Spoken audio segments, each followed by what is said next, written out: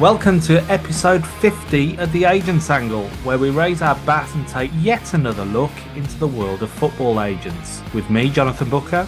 And me, Peter Paleologus. In this episode, we have news on agent regulations from a territory that has arguably had the most impact on the implementation of the FIFA football agent regulations. But we also look at other FIFA regulatory changes which possibly impact on both agents and their clients. And our special guest today is from the data side of the football world, who has a track record in helping players and their agents demonstrate their value to clubs, thus securing better terms when it comes to negotiating contracts. All that to come on this episode of The Agents Angle.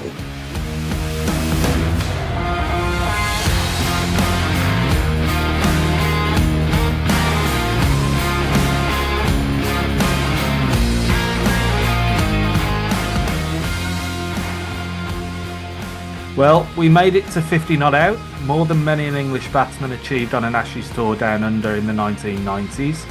But 50 episodes of The Agents Angle is something we at times didn't think we would or could reach, but somewhat amazingly we've got here. Along the way we've covered a lot of topics and learnt a fair bit ourselves with that, but also we acknowledge some topics have repeatedly come back and haunted us from one episode to another. Yes, Jonathan, 50 episodes is a milestone for a podcast, especially where there's some research which says generally some podcasts, they last a few episodes or 8 or 9. So it's fantastic and we really appreciate everyone who's been listening. And yeah, look, the agents world is full of a lot of topics. Some that keep on giving, like the ongoing status of parts of the FFAR, FIFA Football Agent Regulations. Then there's been a lot of other interesting topics, and I won't mention guests as well, about agent contractual disputes that affect the business, different perspectives we've had from different countries, and also in today's episode and previously, a lot of the tools we use as agents to inform our decisions and assist our clients from different perspectives, players and clubs. So 50 episodes, an amazing achievement. Yeah, and you mentioned it there. One of the key motivators in starting this podcast was clarifying some of the aspects around what were at the time the new FIFA Football Agent Regulations, or FFAR as we often refer to them. And these are still largely unresolved after many months of dispute, debate and problems. And hence it is one of those things that does repeatedly feature on the show. And the one jurisdiction which has probably had more influence and been at the forefront of the FFAR debate more than any other is Germany. It is the source of the hearings due before the ECJ, the European Court of Justice, which will be heard in 2025, all being well. And whilst, as we understand it, the curious link to Germany is still in place from FIFA in regards to FFAR, it does appear that in the last week or so, there was an announcement of new national football agent regulations to come into force in Germany as of the 1st of January 2025, just over 3 weeks from now, as I understand it. Just in time for the upcoming transfer window, especially in the European season and the German season as well. But yes, German football agent rules are here. And I'm not surprised because there was a vacuum and there's been a lot of uncertainty and a debate of what's going to happen in Germany. And the German Football Association, also known as the DFB, had to introduce the German football agent regulations, national regulations. And as you said, Jonathan, will come on board in about 3 weeks' time.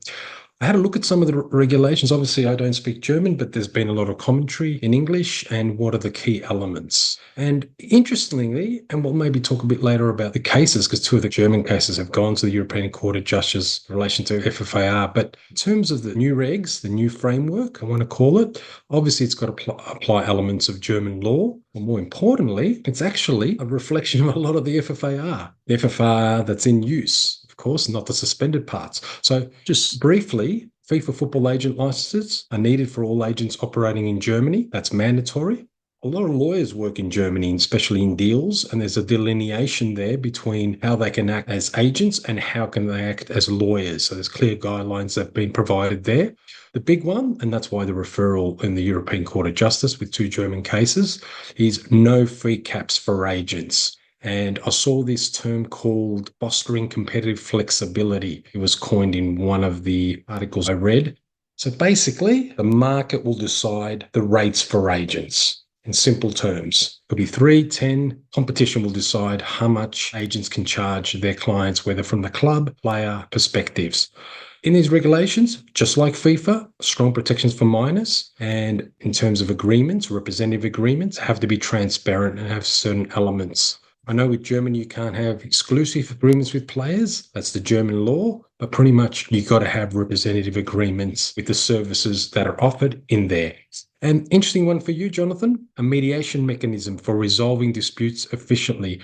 But having a mediation mechanism is a very good idea because it's efficient and it can resolve, as I mentioned, a lot of podcasts, disputes efficiently.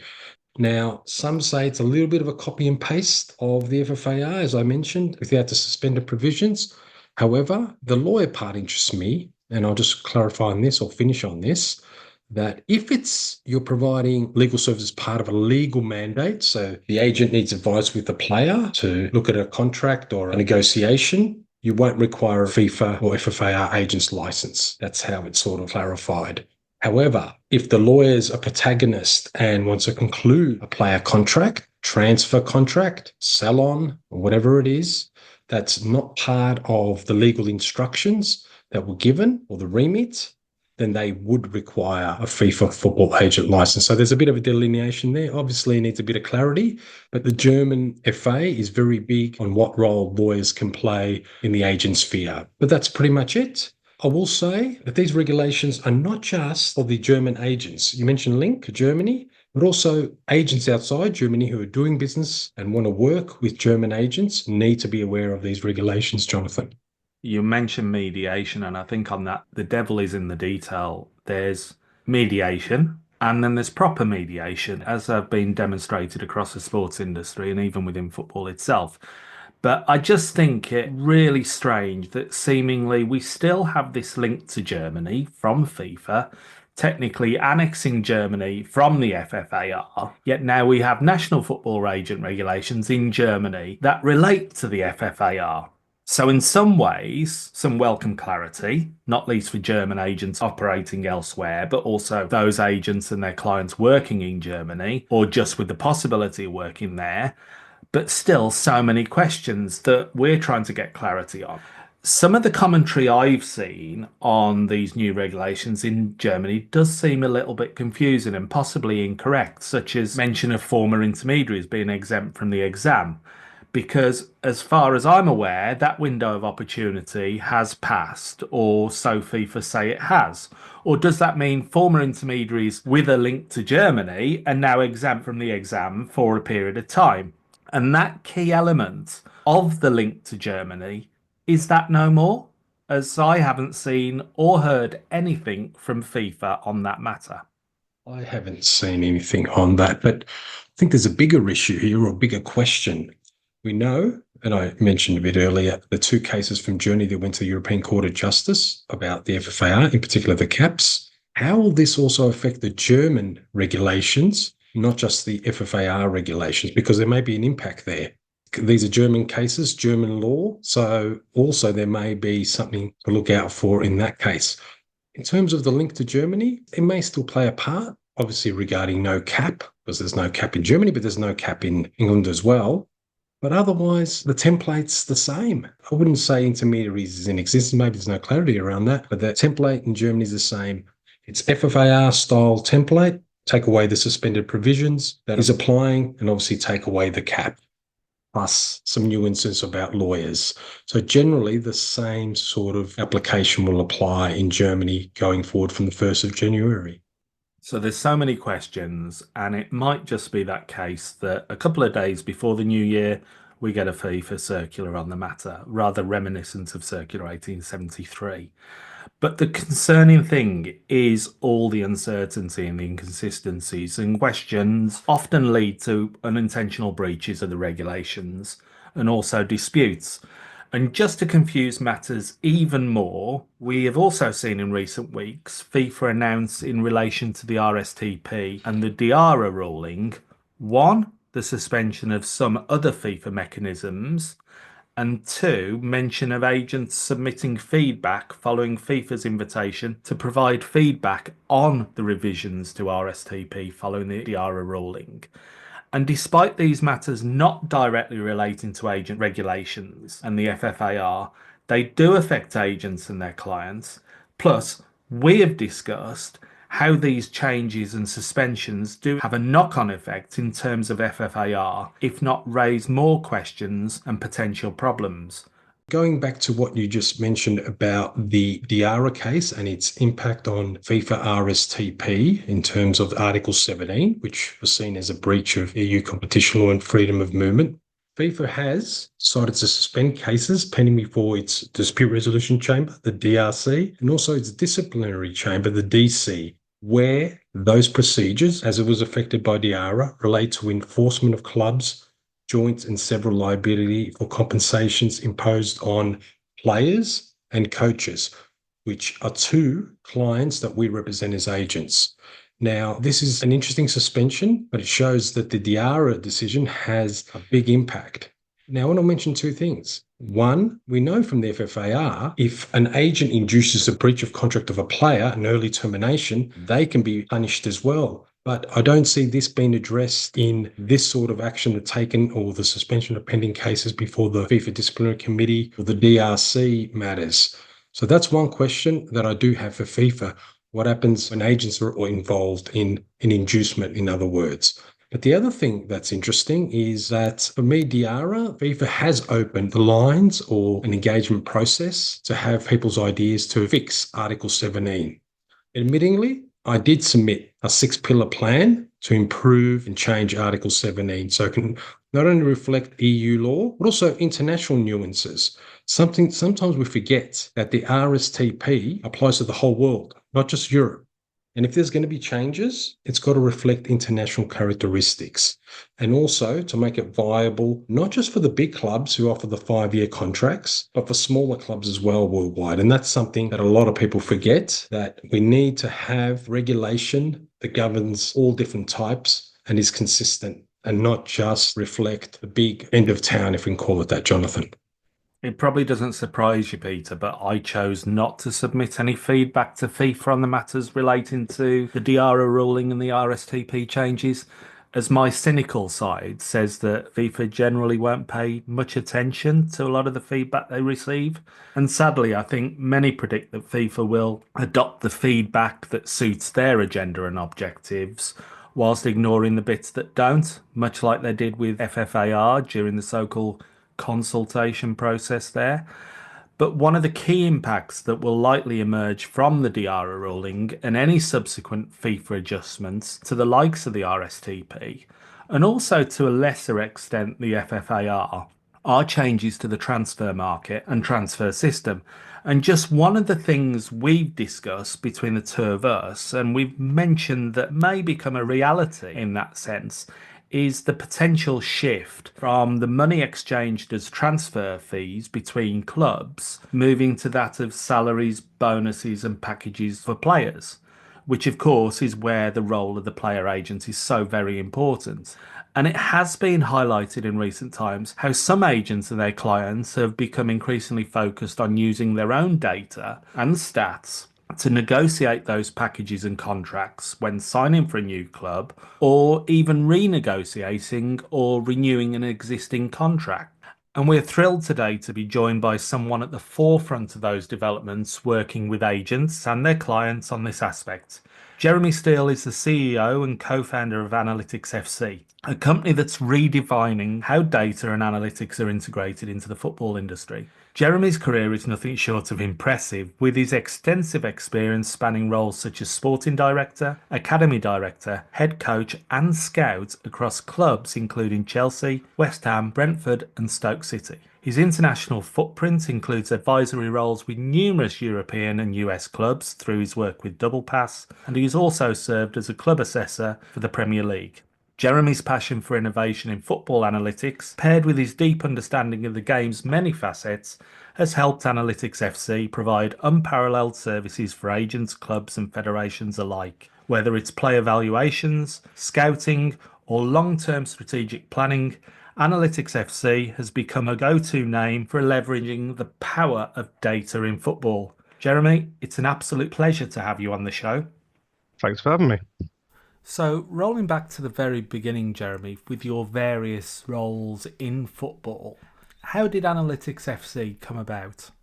Yeah, funny one, really. So essentially, as you mentioned there in my introduction, which was a very nice introduction, you're right. I've kind of gone into lots of different areas of the game. Started off as a coach, moved from doing that into scouting, and then worked as a consultant for a company that had contracts right across the world. I was essentially seconded to the Premier League for a 3-year period, and then was working with US clubs. So I was leading a project for US Soccer, the Danish Federation, J League, Belgian Federation, German Federation, et cetera, et cetera. And essentially what happened was, as I kind of left the coaching space, so Brentford was the kind of last coaching job that I had, I'd seen how Matthew Benham was starting to do things at Brentford. Then left that, went into the consultancy world, started to work with clubs, and I saw there was just this massive gap in the market. There wasn't this kind of integration of data at the top level. So essentially, I approached some innovative analysts. I was thinking, how are these guys doing all this work? Where's all this coming from? Sat down with them and basically said to them, look, really like what you do. Do you want to do this for a business? Do you want to kind of take this into the market? And I'm sure they looked at me quite oddly and thought, who's this bloke that wants to push out? And essentially said to them, look, I've got the football contacts if you want to kind of grow this out. And essentially, that's what we did. Turned it into a business, started off, got some interesting clients, some Premier League clients almost immediately. And the four of those guys, none of them are actually with the company anymore. One of them was with us for quite a long time, but all four of them, you can see how talented they were, because one of them is a guy called Tom Warville, who ended up being the head of data analytics for Red Bull. We had Bobby Gardner, who's now the director of data for AC Milan. Sam Gregory, who's now the director of data for the US Soccer Federation. And these guys, fresh out of university, were really pioneering at that moment. And then that helped us as a company to kind of start off on a really strong footing. And after that, that area of the football industry has grown. There are other data companies around. There are other people doing slightly different things, but in the same space. And it's really grown. So there are so many different types of kind of data analytics you can do in football that there's still loads, to scratch beneath the surface for sure. Jeremy, I've been looking at Analytics FC signature product, which is quite fascinating and certainly grabbed my attention or our attention from an agent's perspective. Would you explain what signature is and how it works? Yeah, sure. So this was one of the products which kind of grew a little bit accidentally, if I'm honest. I'd love to say we sat down in a room and brainstormed it out and came up with this great idea to use data analytics to support players. But actually, it was an agent that I knew in Belgium who knew the lawyer of Kevin. Kevin had recently kind of parted from his agent with no kind of representation from an agent perspective. Him and his lawyer contacted us and kind of asked us for support and said, well, there are some specific questions that we've got. And those questions really revolved around kind of quantifying his value in the market, looking at which clubs would be the best ones for him in terms of his sporting goals. We always start from sporting goals when we're doing this type of analysis. And so for him, it was very much a case of, how do I win the Champions League? How do I get to that spot? Where am I best positioned to do that? So that's the kind of data work that we did. We researched him, we researched his performances, we took financial data, we took performance data, we took some of our different forecasting models and basically built a pretty straightforward report and presented it to him. And that was it. Really kind of forgot about it, to be honest, after that. We thought that was a great project. That was really good fun, working with a top player, but we were done. And then about 6 months later, there's this big news story saying, Kevin De Bruyne negotiates contract without an agent. And I thought, well, okay, I thought he was working with his lawyer who was basically representing him as an agent. So it's not like he didn't do it without some support. And then I kind of read the article and thought, oh, it's talking about utilizing a data company. Oh, that's good. I assume that's us. So I phoned up his lawyer and said, is that us? He said, yeah. I said, do you mind if we talk about it? And it just went viral, just crazy. Like people talking about, has data killed agents and all this kind of stuff. And I was thinking, this is just absolutely nuts. I mean, clearly that's not what we intended. We want to work in hand with agents and the players. So it was really an interesting kind of angle, which kind of picked up lots of momentum in the press. But yeah, essentially Signature is a service that we sit down with the player. Sometimes it's the agent that approaches us. Sometimes it's the parents, actually. Parents has actually been one that's happened a few times. And basically asking questions and saying, what is it that you need this for? What questions do you need answered? And like I say, we often start with a sporting goal. Where do you want to be? Where's your career going? What things do we need to take a look at? And then from there, we build the data models around that. So every single signature report is completely different to another. There are certain things I think that players want to know, Like salary benchmarking is one that's in almost every report. Where do I sit compared to others? Am I overvalued? Am I undervalued in the market? Am I being paid the correct amount? Okay, these things are relatively standard throughout the work that we do. But the other parts of the work are really different.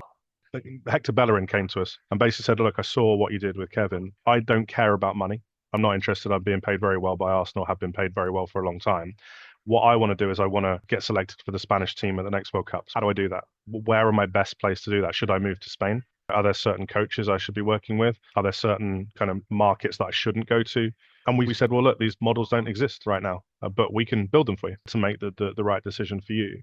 And in the end, I mean, Hector's a really good example. He moved to Real Betis from Arsenal, and it was nearly the perfect move. It worked fantastically for him. He moved to the right team. He got the right support. He played in the right position for the right coach. They qualified for Europe. They won the cup, got pretty far in the Europa League, and then obviously got his move to Barcelona.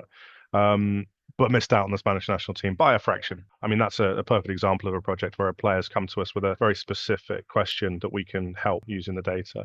One of the really nice findings in that report, by the way, was that we looked at how World Cup squads are created from one cycle to another. And one of the things that we also looked at was whether you should move to the domestic league of the country that you're looking to get selected for. We found that there was actually quite a strong correlation between playing in Spain and being selected for the Spanish national team, being in front of the scouts. On the flip side of that, though, if you're French and you're not playing for Paris Saint-Germain, you need to immediately leave Ligue 1 if you want to get selected for the French national team, which we found quite fascinating. There is a massive negative correlation between playing in France and being selected for the national team. So yeah, all of these types of things which kind of get built into a model or a forecast. To us, it's also fascinating to look into it as we're doing the research. Building new models is good for the client, but it's also great for us to kind of learn more about the market and then be able to apply that to other projects in the future. That's very interesting, especially in terms of making moves that also affect your national team selection. You mentioned Kevin DeBruyne and Bellerín, big names. Everyone in football knows those two players. Many would be forgiven that Signature is a service for very elite players and their agents. Is there a case for this product, this offering, that is suitable for players and agents lower down the football ladder?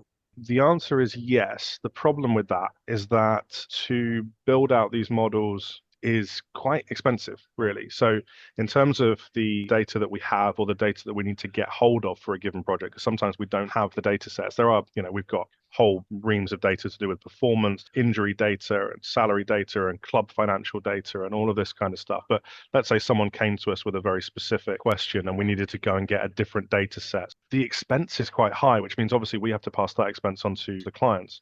So kind of the short answer to the question is it could be really, really useful for any player at any level because there are lots of different questions to answer. The problem is whether the cost is worth it for the player or in most occasions, the agent who's paying that money for their client. So is the commission on a deal for that particular player going to warrant the outlay for this kind of third-party research, which is going to help? So personally, I think that a lot of the time, especially if you're a big name player, doing this research with us is almost a no-brainer because it not only can help you to make the right decision, but it could also improve your chances of getting an increase on the deal that you're looking for, or help you at least to have that argument inside the room with an executive of a club in terms of the negotiation process. Now, Signature is very data-driven, and obviously it depends on the model and the questions that the client asks in order to put together that data.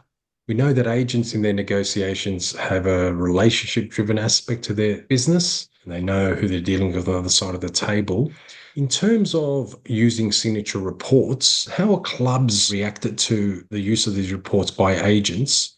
And do agents ever ask for one of your analysts to come in and present the report, or is it left up to the agent to present it in a way that they think it's appropriate?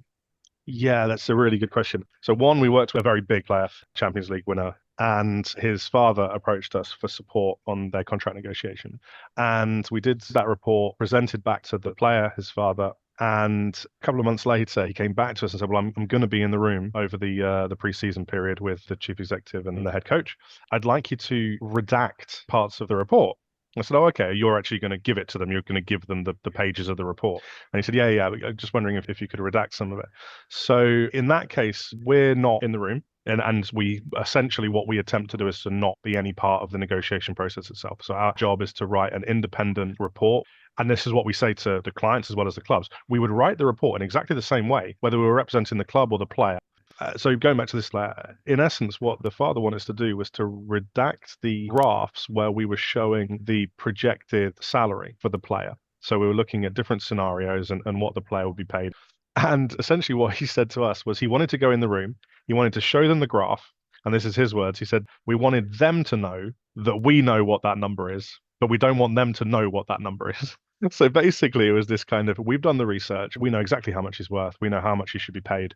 We've done the research at a very, very high level. Unless you've done the same, we're not going to tell you what the number is, but we want you to come back with something. And if it doesn't match our number, you're not going to be too happy about it. So I think this kind of negotiation approach we've seen, and certainly using the report directly like that, often it's not like that. Often it just guides the agent to know, okay, right, I've read the report. I know the key points. Here's this key point. Here's that key point. So these kind of individual things about a player, these kind of key points that an agent can have the report and say, okay, that's a really good key point. That's an argument that I'm going to make. That's a counter argument in case they say that. So it's basically kind of giving the agent some ammunition. So that's kind of one kind of part of the answer to your question.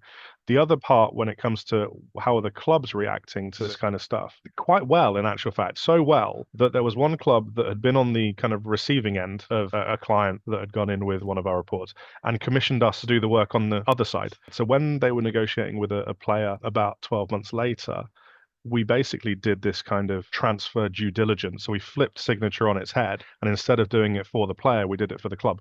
Now, what was really interesting and slightly awkward about this particular project, and they said to us, if the player asked you for this report, would you have done the same thing? We said, yes, that's exactly what we're saying. This is an independent report. So if that salary number comes out higher than you were expecting, sorry, we're not going to massage the numbers for you. This is our work. This is what we do. It's about as objective as we can be. You come to us and ask for a scope around the report and what you want, but in the end, the findings are the findings. And they said, okay, great. What we want you to do then, please, is here's the agent's number. We'd like you to present the report to the agent. We want to be so transparent as a club that we want you to kind of be in the middle of this, which is kind of awkward because we'd not done that before. So we presented it to the club. The club said, great, we love the report. We think it really shows exactly what we think about the player. There's some tactical information in there. There's some technical information. There's the financial information. Everything in there is exactly how we would want it. Now, can you present that to the agent of the player? So we then present that to the agent of the player. The agent of the player is saying, yep, okay, great. We trust your data analytics. But of course, there are other areas for us to discuss with the club. And this is where the context bit comes in, which I thought was really interesting. So the agent's saying, okay, that number is what it is. But of course, we'll be speaking to the club and asking them for more because there are other players at the club that are paid more.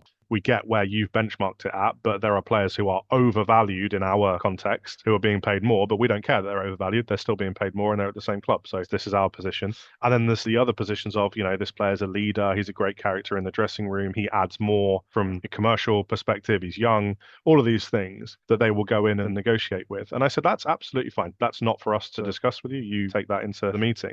And what was really interesting was that the club were holding firm on our data. So they were saying to the player and to his agent, no, the data company said this, that's the number. And the agent was saying, yeah, okay, that is the number. That's fine. That's kind of giving you his on-pitch value. We're okay with that. But we have to consider all these other things. And the club was saying, no, that's the number. So it was, to me, it was really interesting because the club had kind of reacted to the work that we'd done previously. They were like, yeah, we're in 100%. That's what we're going to base our valuation on. And the agent was kind of trying to add the context and the club wasn't kind of budging. So for me, it's really interesting the way that different clients receive the information.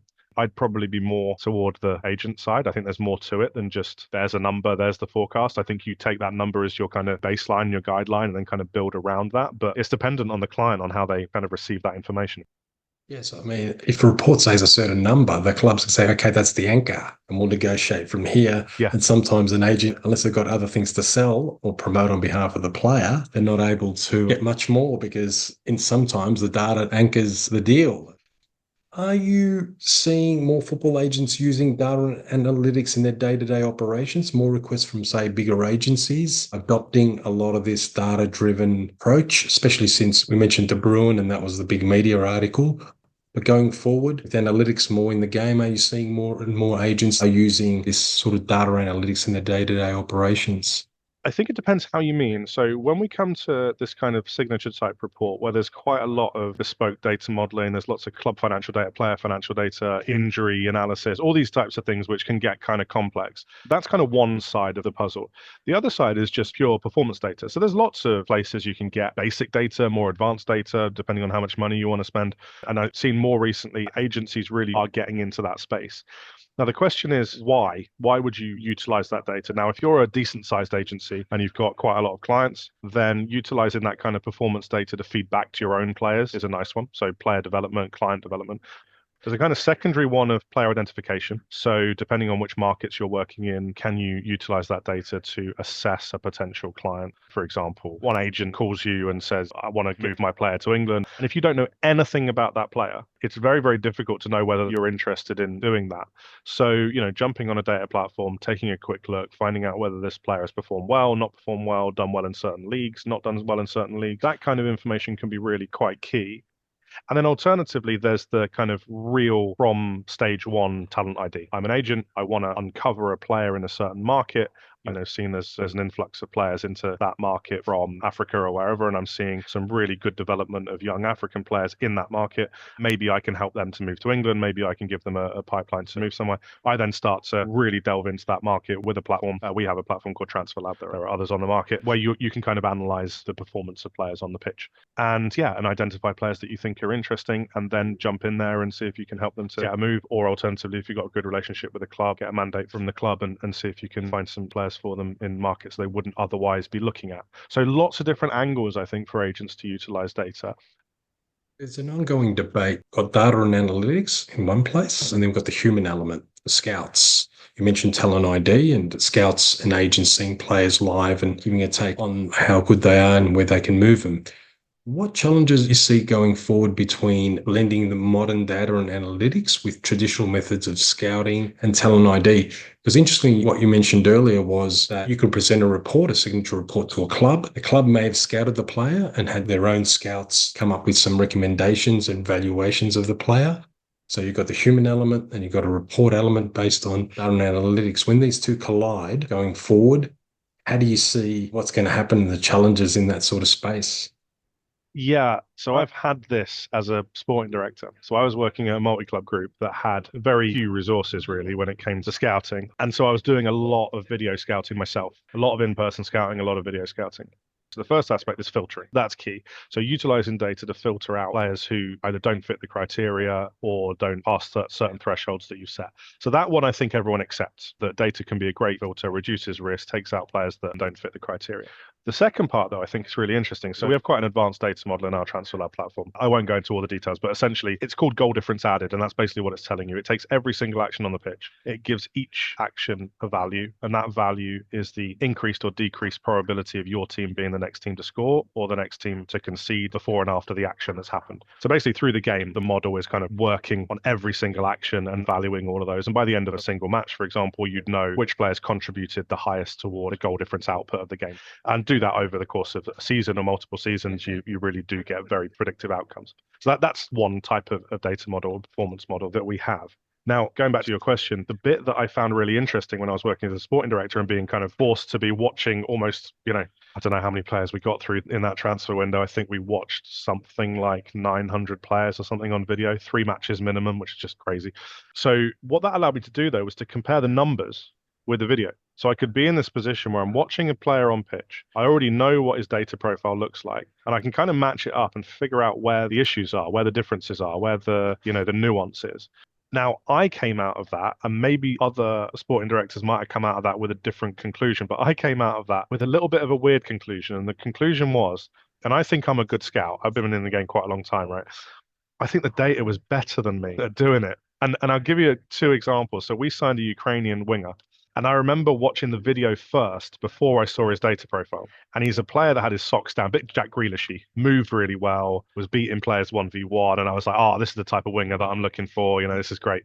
Then I looked at his data profile and it was all right. It was kind of above average in a lot of areas. He was playing for like a middle ranked Ukrainian team. And I was thinking, well, he's not in the best team. So maybe that knocks his numbers down a little bit, and giving excuses to why the data wasn't saying what I thought it should say. And in the end, we signed him and he arrived and he was probably about what the data said. He was okay. He was all right. Nothing special. Not what we needed. We needed a player that was going to set the league on fire and be this kind of creative winger. On the flip side, there were a number of players. Their names are etched in my mind now, unfortunately. There was a lad, his name was Gabriel Neves, and he was playing for a team in Uruguay at the time. And his numbers are off the chart. And I'm watching him thinking, I don't see why the numbers are this high. I just don't see it at all. Don't get it.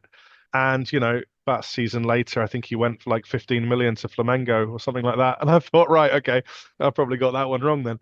And okay, it's all anecdotal a little bit, but I'm looking back at the list of players that we'd gone through, and the data was correct a lot of the time. Now, in the end, I think any good club or any good agency is probably going to go down the route of saying, if the data profile says yes and our scouts say yes, that's where we go with it. And if one of them says no, we kind of just accept, we'll park that one. So it's not to say that I disagree with the comment that you should always marry the two up. I think that definitely is important. The other thing about it is obviously there are things that the data can't measure. One of the things about agents is that whether you call it unique or whether you call it ingenious or whether you call it strange, they will use the tools at their disposal to get the most beneficial outcome for their clients and arguably some of them themselves. What's the most surprising, if not strangest, way you've seen an agent try to use data to their advantage? Oh, that's a good question.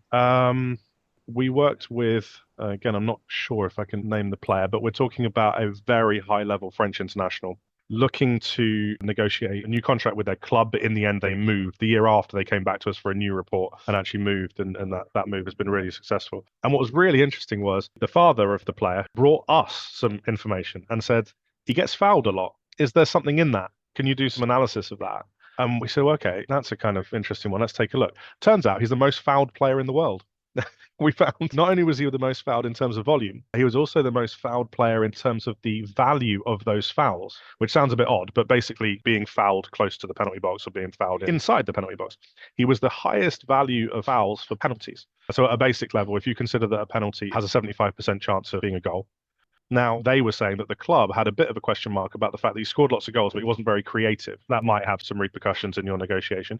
But if you then factor in that he draws 6 penalties, in effect, a penalty is an assist, and it's an assist at a value of 0.75, which is incredibly high. You'd have to have a lot of crosses to reach that same value. So in essence, being taken down in the penalty box was creating a high number of goals. So you could actually make the argument that he was a very creative player. So that was a question that came from the client. It was like, well, let's use this kind of outlying thing that we have seen that our client does, and let's do a little bit of analysis on it. So I think these types of research points, and to come back to your point about agents kind of using slightly strange outside of the box approaches, all it is thinking. It's nothing to do with, and as we mentioned right at the start of the conversation about context, it's taking your context and asking questions about your career. I'm going to go into this negotiation. I think they're going to lowball me because they think I'm a local lad and I'm going to stay. How do I avoid being taken advantage of in this case? And then it's for us to then say, actually, I tell you what, doing this bit of research or doing this bit of research and answering this question with some numbers, some objective numbers, and be able to present that could really block that argument from happening before it even takes place. So yeah, I think there are lots of weird and wonderful ways to utilize data in this sense. Yeah, and they work really well. That could only apply to them. We did another bit of work with a Premier League player who never got injured. What's the value of him never getting injured? Now, obviously, you don't know if he might get injured the next season, but the fact that this is a robust player that plays almost every minute of every game, how valuable is that to a team? We actually quantified that in financial terms, and they were able to present that to the club and say, it's not only the fact that this player is a good player, he's also ever present. And that makes him even more valuable because of X, Y, and Z. And here are the numbers to prove it. So it's just about coming up with good questions to ask about your client, the player's own career, and then just trying to find the numbers that help to either support that or not, by the way. It might give you the complete opposite answer, and you think, well, I won't use that one in the negotiations. But yeah, it can open up a lot of angles. Now, one thing that a lot of people are trying to digest at the moment is the Diarra ruling, but we don't know how that's going to fall at the moment. There's a lot of predictions going on. For us, there will potentially be a greater focus on player packages and salaries over that of transfer fees from Diarra. that's a potential outcome. How do you see Analytics FC's offerings, particularly Signature, adapting to a world where player salary and package negotiations may take centre stage over those transfer fees? For us, I guess from a business perspective, it's a good thing because essentially what we're trying to do as much as possible is to kind of, I guess, rebalance the equation where clubs have always been the ones with the power because they're the ones with the data and the money to go and do these things, and essentially trying to provide kind of that support to players. Now, in this particular context, the power shift starts to come back toward the player, which I think is probably a good thing. But also from our perspective, it helps because that kind of gives us more opportunity to support players in the process of negotiating the kind of salary packages. It's easier for us to do that, if I'm honest, than transfer valuation. And the weird thing is, and if you look at the Transfermarkt website, for example, and you look at all the players, every player has a positive transfer fee. But you'll know, as well as the clubs, that actually there are a lot of players that have a negative transfer value. If you think about it that way, there are clubs that would pay to move their player on. And in fact, there are clubs that do pay to move their player on. So, for example, a club comes in and says, well, we'll take that player off your hands or we'll loan him. And actually, the clubs end up paying part of their salaries to get them off their books. So I think actually the transfer fee part of it, I actually think is more complex for a data company to work with because there's lots and lots of context around it. Is the player wanted by the club? Does the player want to be there? Are they trying to force a move? Are they a terrible character around the training ground and causing trouble and the club want to move the player? Or alternatively, the other way around, the club want to move the player on, they're treating the player badly and making him train with the reserve. So all of the kind of internal context of the value of a player is actually quite difficult to recognize from the outside. Salary wise, that's a little bit different. A salary is a salary. The player, if he's under contract, then we can start to work out and quantify the package that a player should be on in comparison, at least to other players in that market. But if not, kind of independent from that with his on field performances and other aspects. So I think it really does open up the market. The one thing it also opens up, I think, is that players now are understanding that they want this information. So that there are agents that are really interested in it and want to go and do this for their client. Then there's the other side where the player is saying to the agent, I would like to have this information. That the agent's thinking, well, I'm not an expert in this area. Let's go to a company like Analytics FC to support that process. So I think that kind of DiArra finding or that DiArra case, I think would drive that process a little bit more. I think the kind of internal discussions between agent and player will start to drive that towards utilizing as many data points as humanly possible to kind of bring together the package that they'll want to maximize from the club side. And just to finish off, Jeremy, if you could offer one piece of advice to agents looking to leverage data more effectively for them and their clients, what would it be? I think honestly, it's quite dependent upon the player. I think the first point of leverage is actually just to sit down with the player and find out where does the player want to be? What are they good at? What are their kind of strengths and weaknesses? And then from there, you go and kind of uncover those data points. They might be really simple data points. I think the biggest advice I could give to begin with is go and do that basic work first. Go and uncover that. So there are lots and lots of different places that you can get data from now. There's websites like FBref. Obviously, there's loads of stuff on Transfermarkt. There's information everywhere. So forgetting kind of advanced data modeling like we do, the really basic points you can go and find relatively quickly and easily. And you can utilize those. You can leverage those for all sorts of different, even social media data. And especially on the women's side, where up to 50% of a women's player's revenue comes from kind of sponsorship and marketing. So, knowing your social media reach and these kind of things, these are bits of information you can take from the companies themselves. You can get that information from Twitter or from Facebook or wherever. So, yeah, I think that the main advice is keep things simple to begin with. Go and find those data points that you can in the public sphere. And then once you've done that, if there are things that really kind of pop out and you think, well, actually, there's more to be done there, yeah, you can come to companies like us. But otherwise, they can be important in themselves just as a kind of feedback tool to players and also as a way to kind of uncover interesting angles to go and research more.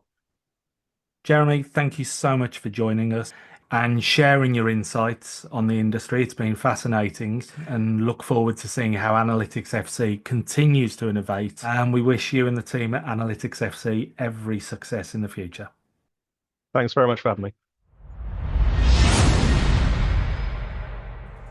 Fascinating interview there with Jeremy Steele of Analytics FC. Very interesting scenarios, even scenarios I wouldn't think of where players and agents can use this type of data to an advantage in terms of negotiations and where we're going to with Diarra, if the emphasis is on more of a package deal for players and not so much emphasis on the transfers. I mean, I had a look again at Analytics FC site. They've obviously got the transfer lab, they've got the coaching ID. We talked about signature, they've got acquisition services, which is quite interesting. And they've also got GBE, governing body endorsement. So they're across a very holistic approach in terms of empowering through their, as they say, unique and powerful data services. Interestingly, the way I understand that Jeremy presented, every client that comes to them, they provide, I would say, more of a customized data model unique to that client. So it's not like just a template, here you go, and these are these stats and data. It basically allows, as Jeremy would say, players and agents to make smarter decisions in terms of value and what they want from an offer. Yeah, the interesting thing for me is that for a primarily database company, they emphasize the importance of context because so often we see data and stats taken out of context to suit a particular narrative, mentioning no names, of course. The other thing was that you get some people in football on the scouting side who say the data's unreliable. Then you get people on the stats side who say old school scouting is out of date, when the truth is the two should work together. Yes, they will conflict at times, and so then you ask different questions of the data, or you get different scouting reports and see how things look then. But even when an agent or player has the information that proves the value of the player in terms of performance, it may not be enough for clubs to renegotiate contracts or look at longer term deals for players and their agents, even if the player is an undoubted superstar. And that's especially when we consider what may be the fallout from the Diarra ruling. And in the last week or so, one player and their contract situation has received huge coverage in the media. And that player is the Liverpool superstar Mo Salah, who has been linked with moves to Saudi Arabia now, probably over several transfer windows. But there's huge scrutiny over his contract at this time and why Liverpool haven't renewed the contract with time running out. And that has led to one agent seemingly having a go at Liverpool's sporting director. Yes, and there's been a lot of articles on this topic. I'll just mention one headline from one of the articles, One Football. Agent launches vivid tirade against Richard Hughes over ongoing Mo Salah contract uncertainty. And this One Football agent, reporting this article, has branded Richard Hughes, who's the Liverpool sporting director, a robot who lacks any sense of empathy. And not only that, the article also mentions that Richard Hughes has failed to resolve the contract situations of Virgil van Dijk, Trent Alexander-Arnold, and Mo Salah, who's high profile at the moment because he's approaching the end of his contract. He's only got 7 months to go before his contract expires and he becomes a free agent. Now, who is the agent? Rob Janssen, who's also part of the European Football Agents Association, is one of the committee members, I believe, or president. He represents one of the Liverpool assistant coaches, Johnny Heitinga, so I don't believe he represents Salah. Claimed that Hughes' demeanour may be part of the reason why Salah's contract situation has not yet been resolved. I don't know what to say about that. I mean, agents attacking sporting directors can be very dangerous. Major decisions are made inside the boardroom. We don't know why Mo Salah has not been given another contract. And I suppose Liverpool fans will also be concerned because he's a major player for their club. He's won the Premier League, Champions League, FA Cup, League Cup, and maybe there's some changes coming up after this season. I'm not sure, but he's having a fantastic season as well. So it's interesting because if no offer is accepted on the 1st of January, Mo Salah can start negotiating with other clubs. So very interesting for a very powerful agent, Mr. Janssen, to go on the attack on a player that's not his, but to attack a sporting director of Liverpool. And the thing is, with agents expressing their frustration, if not losing their temper with managers and club officials, that's nothing new, whether it be over contracts or even team selections. And I think most agents try and stay as objective as they can. And when we do see such comments in the media from an agent, well, my first reaction is that it's often part of some form of agent strategy, whether it be a new contract or moving on. Do I think this would normally be part of an agent strategy to get things moving? Yes, I do, because an agent is limited by the rep agreement he has with the player, and so they obviously have to consider that. The mistake I think made here is the seemingly personal attack on an individual at the club. That's not something we see so much of, especially because as an agent, you want to maintain those relationships. You may not like the person, but it's a business relationship that needs to be kept healthy and productive, not just for the agent, but their clients as well.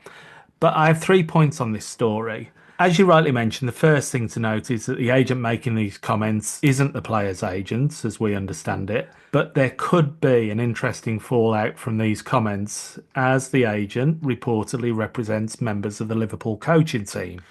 The second thing is that Richard Hughes, as sporting director, for me, has a job to do, and his duty is to his employer, the club Liverpool FC.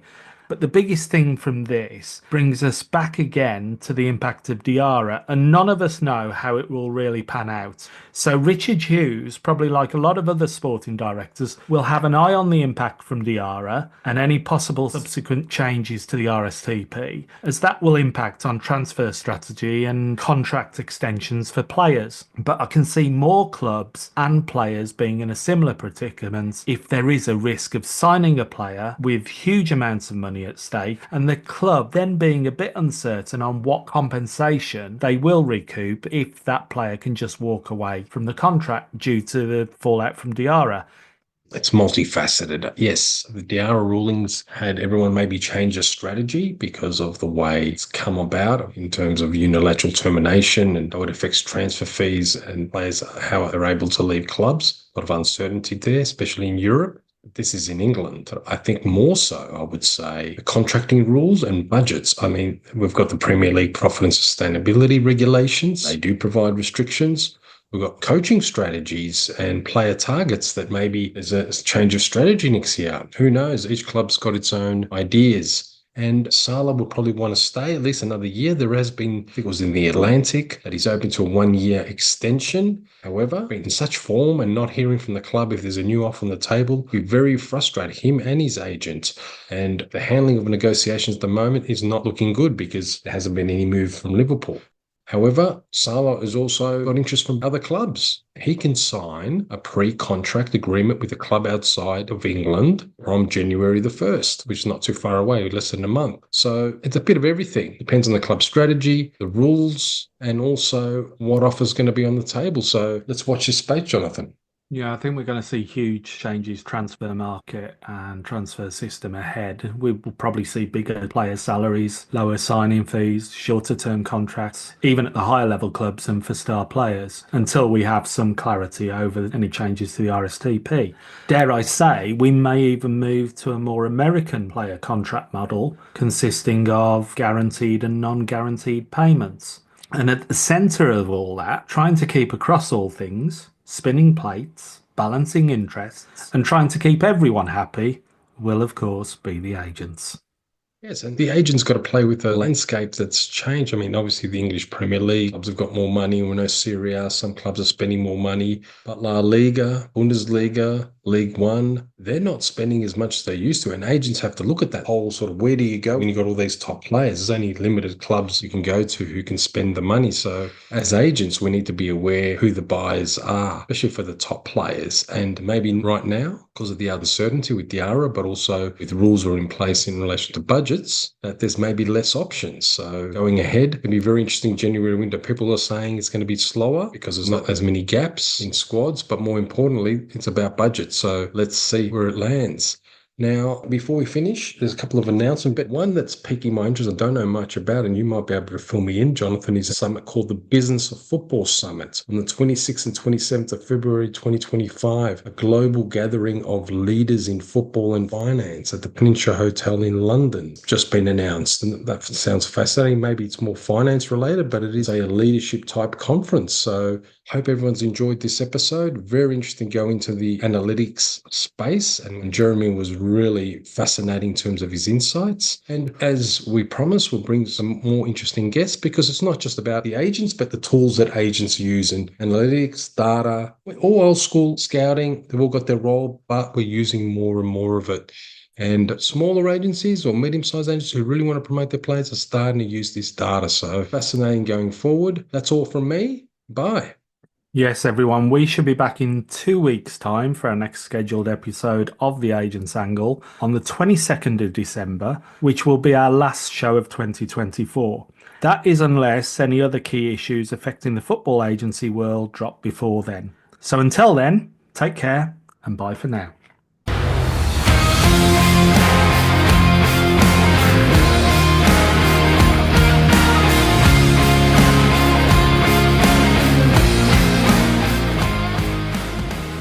The purpose of the Agent's Angle podcast is to provide news, information and facilitate discussion on regulatory matters, policies, business trends and issues affecting football agents worldwide. The opinions and recommendations presented in this podcast are for general information only and should never be considered legal or professional advice. Furthermore, the views expressed by guests are their own, and their appearance on the program does not imply an endorsement of them or any entity they represent. Thank you for listening.